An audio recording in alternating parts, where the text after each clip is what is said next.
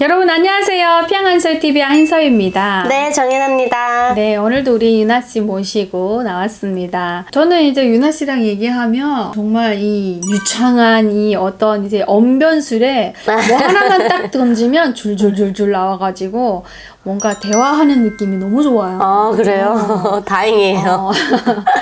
유나 씨가 지금 몇 년도에 대한민국에 저 2006년도에 왔죠. 저랑 비슷한 시기에 네. 왔네요. 네. 하나원 몇 기예요? 전 88개예요. 88기, 저 96기거든요. 저보다 먼저 왔는데. 저 선배네요. 네. 근데 온 시기는 연도는 거의 비슷하죠. 그쵸. 북한은 몇 년도에 나왔어요? 똑같아요. 저는 3월 2일 날 나와서 7월 달에 한국에 들어왔으니까. 그야말로 저는 직행이었어요. 저 2007년도에 대한민국에 왔어요. 저는 아예 중국이나 뭐 이런 다른 3개국을 거치긴 했지만 접할 새 없이 왔어요. 저희도 네. 그래요. 네. 10월에 출발해서 저희도 3월에 대한민국에 왔으니까 네. 6개월 만에 네네네. 그때는 아마 유나 씨나 제가 있었을 2006년도까지는 북한에서 마약이 가장 많이 막 유행을 하기 시작할 때가 아니었을까. 유행 시작도 아니에요. 한창 할 때죠. 그쵸. 네. 그러니까 유행을 막 해가지고 제 주변에는 막 활성화될 때죠.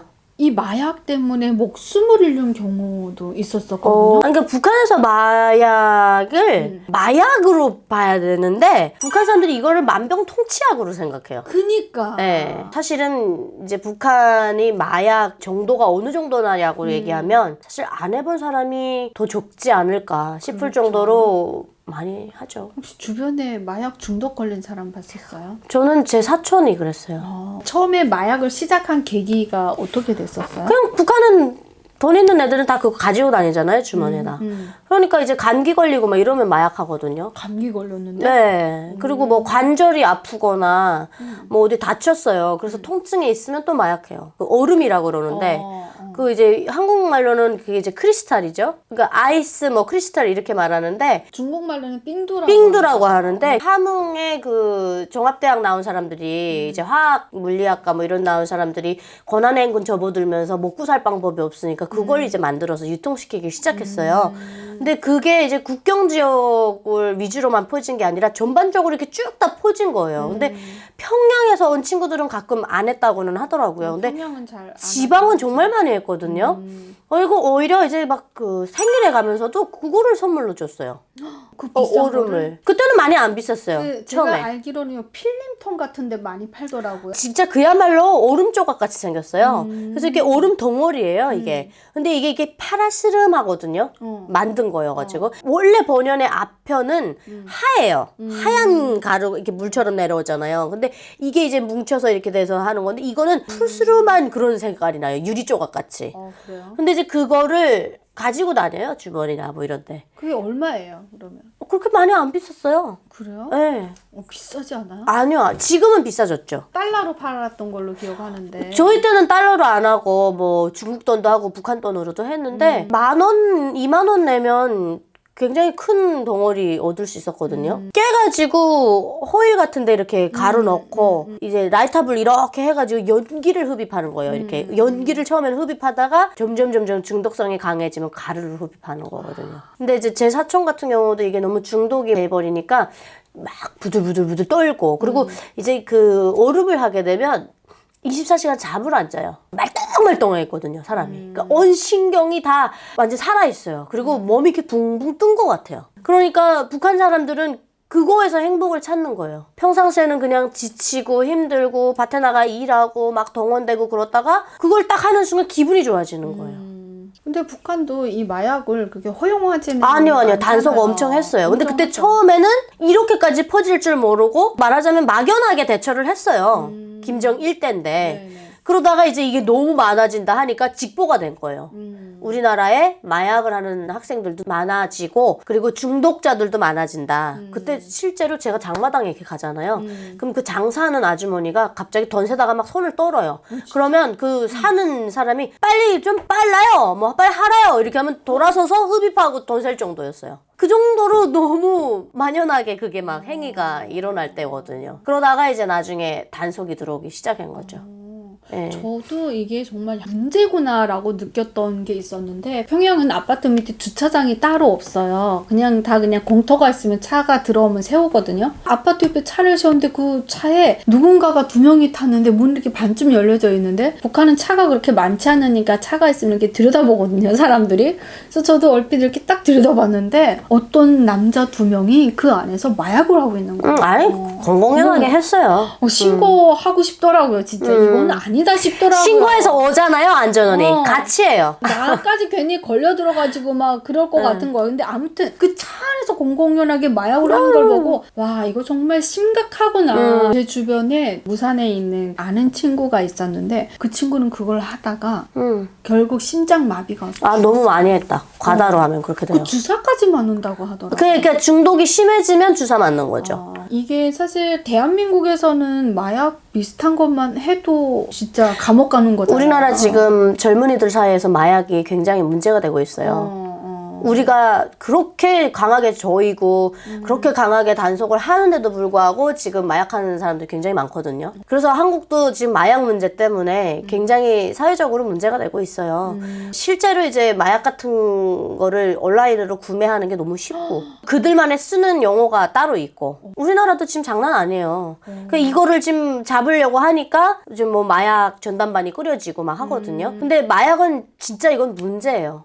북한은 마약 때문이라도 언제 망해도 이상하지 않을 정도로 마약을 많이 해요. 왜냐면 북한은요 대놓고 중앙당 간부들이 마약을 하거든요. 다 같이 해요. 중앙당 간부들한테 이 마약을 공급을 해줘요. 왜 공급해 주냐면 이제 밤새 일해야 되고 피곤하고 하니까 커피처럼 조금씩 하라고 공급해 줬대요. 저 아시는 중앙당에 있으신 분이 우리 조금씩 공급받아. 근데 현명한 사람들이 이게 건강에 안 좋은 거 알고 오히려 하는 척하고 그냥 안 하고 모아놓고 있고 진짜 막 정말 일이 힘든데 빨리 해야 되고 과제는 많고 이러면 정말 어쩔 수 없이 그렇게 하는데 또 실제로 이제 노인분들 같은 경우 북한은 이제 노동을 많이 했잖아요. 그래서 이렇게 관절을 못 쓰시는 분들이 꽤 있었어요.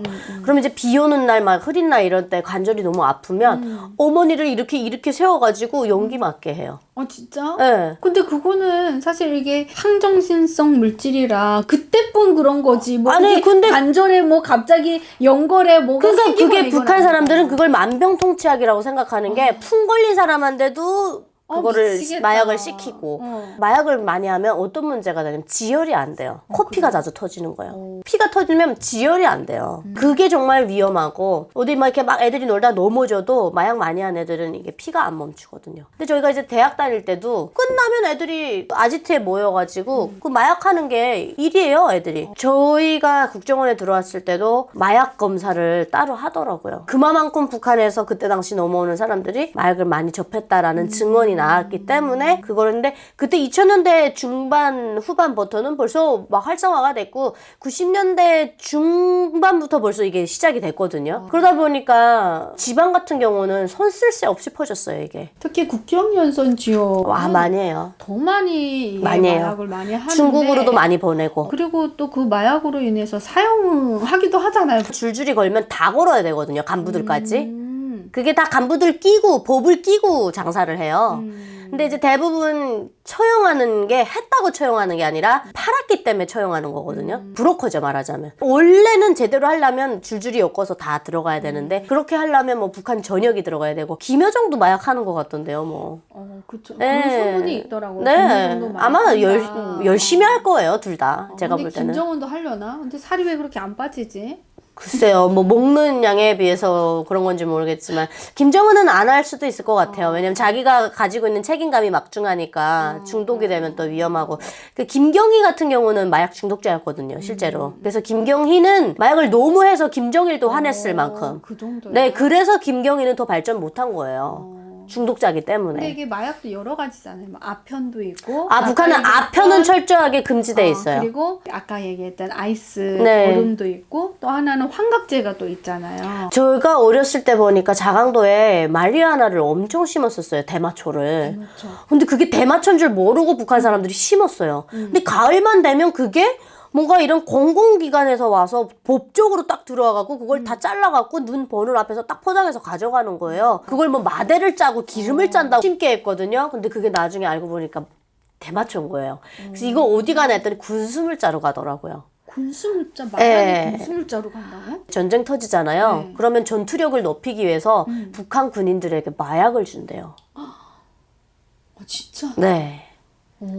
그래서 저희 아빠도 특수부대 있었잖아요. 특수부대 군인들한테는 마약이 공급량이 정해져 있대요. 해본 적은 있으시대요, 그래서? 아, 해본 적은 없으시지만 그 덱스트론이라 그래가지고 그냥 아예 이렇게 물처럼 생겼는데 꽂기만 하면 혈액을 감당할 만큼 그런 것도 있고 원래 아편은 약으로 쓰잖아요. 그럼요. 모르핀 같은 거 우리가 마취제를 쓰는 거 다 아편인데 네. 우리나라도 마찬가지예요. 우리나라 국군도 그 모르핀을 3대인가를 이렇게 주게 돼 있어요. 준전시 상태는. 그래서 뭔가 내가 부상을 입거나 손을 쓸 수 없을 때 고통이라도 줄여주려고 이제 모르핀을 그때 놔야 되는데 무조건 심장에다 찔러야 되거든요. 그렇게 해서 이렇게 심장 위에다 이렇게 탁 찌르게끔 자기 자신이 찌를 수 있는 그 훈련까지도 시켜요. 북한에서? 그쵸. 그런 식으로 이제 모르핀 같은 걸 만들기 위해서 아편은 철저하게 국가에서 딱 관리를 해요. 그렇지만 오름 같은 경우는 안 보는 데서 만들 수 있잖아요. 제조가 가능하잖아요. 그러니까 이건 만드는 사람을 잡지 않고서는 계속해서 유통이 되는 거죠. 그리고 북한 당국도 어느 정도 눈 감아주는 것도 있어요. 함흥에서도 많이 들어오고 또 중국으로도 많이 나가기도 하고. 근데 남포에서도 또 많이 들어오고. 만들고. 아, 남포에서? 네, 남포도 많이 해요. 네. 자강도는 어디께 들어오는 거예요? 자강도는 여러 군데에서 들어와요. 근데 자강도 같은 경우는 들어오기가 그렇게 막 쉽지는 않지만 그래도 많이 들어와요. 그렇구나. 저도 어렸을 때 저희 반 친구가 아빠가 보위부 정치부장이었어요. 그런 사람들 다 알 거예요. 근데 아마. 이 친구가 셋째 딸인데 마약에 중독이 된 거예요. 네, 그런 사람 많았어요. 결혼을 했는데도 마약에 네. 중독됐어요. 그래서 이 친구가 나중에 마약에 중독되어서 무슨 간부 양성소 학교를 갔는데 거기에서 이제 마약한다는 신고가 들어와가지고 얘가 잡힌 거예요. 나중에는 이 아빠까지 딸 때문에 그 마약을 했다라는 이유로 그 정치부장에서 다 떨어지고 막 추방 가고 난리가 났더라고요. 근데 그만큼 북한에서도 이렇게 마약에 대해서 전쟁을 하려고 하죠. 선포하고 하는데도 없애지를 못하는 이유가 이게 이제는 북한 체제가 썩을 대로 썩었다라는 걸 보여주는 것 같아요. 맞아요. 그리고 막을 수가 없는 거죠. 국가에서 김정은도 마약과의 전쟁을 하겠다고 선포를 했는데 문제는 뭐냐면 제가 아까 말씀드렸다시피 법 쪽에 일하는 사람들이 다 같이 한다는 거예요. 그러니까 중앙당 간부들한테 보위부 안전은 다 해줘야지. 같이 해요. 만약에 단속했죠? 어. 안전동지 이렇게 봐주십시오 하면서 오름 한 덩어리만 지어주면 끝나요. 북한 주민들은 약이 없잖아요. 약품이 많지 않으니까 맞아요. 이걸 또 약으로 생각한단 말이죠. 그래서 뭔가 수술할 때도 저기가 없어요. 마취제가. 그럴 때 막 마약 먹고 하거든요. 수술할 때도? 네. 진짜? 실제로 그런 게 권한행군식에 있었어요. 그러다 보니까 북한 사람들의 인식은 이 얼음은 만병통치약이다 이렇게 생각하는 거예요. 예를 들어 막 풍 걸려가지고 한쪽 팔 못 쓰던 사람이 그거하고 막 팔 쓴단 말이에요. 그런 경우도 있어요. 그러니까 북한 사람들은 이거 뭐 중독이고 뭐고 이런 거보다는 일단 약을 쓰고 보자. 이게 먼저인 거예요. 눈앞에 고통이 너무 힘드니까. 이게 사회에 어떤 이제 불균형이 엄청나게 있기 때문에 네. 경제적인 것도 정말 사람들의 자유도 억압당하고 이게 정신적으로도 사람들에게 정말 피폐해지다 보니까 마약이 어쩌면 북한 주민들을 달래주는 약이에요. 지금 약이 됐어요. 그래서 저도 야, 대학 다닐 때 이게 아빠가 뭐야. 제일 걱정했던 게 마약 접할까봐. 그것 때문에 엄청 관리를 하고 단속을 했죠. 전 대한민국 가서 중독된 약이 있긴 있어요. 저도. 뭐가요? 영양제. 영양제. 저는 영양제 없으면 못 살거든요. 저는 타이레놀을 많이 먹어서 큰일 났어요. 진짜? 그런 네. 거 많이 먹으면 안 돼요. 영양제는요, 사실 금방 효과가 나지는 않지만, 이 내 몸의 밸런스를 맞춰주고, 꾸준하게 내가 건강해줄 수 있게 해서, 먹고 나서 한 달 정도 지나면 정말 이게 다르거든요. 이 비타민C 중독이 됐을 정도로 저는 건강식품에 중독이 너무 됐는데, 내 건강을 위해서. 북한 주민들은 안타깝게도 내 건강이 해쳐짐에도 불구하고 이 정신적인 그 공허함을 달래기 위해서 불균형된 사회에서 정말 마약으로 그런 아픔을 달랜다라는 게 제가 이제 대한민국 국민이 되고 보니까 참 북한 주민들 불쌍하게 살고 있구나. 하루빨리 통일이 돼서 그들의 정신적인 피폐함에서 빨리 건져주고 싶다라는 생각이 듭니다. 맞아요. 오늘 우리 유나 씨와 함께 정말 이게 좀 심각하기도 하고 좀 입에 방송에 좀 올리기도 어려운 얘기지만 북한의 현실적인 이 마약 상황에 대해서 얘기를 나눠봤는데요. 여러분 오늘 영상도 여러분들에게 도움이 되셨다면요. 구독과 좋아요 눌러주시고 코로나 조심하시고 건강하세요. 감사합니다.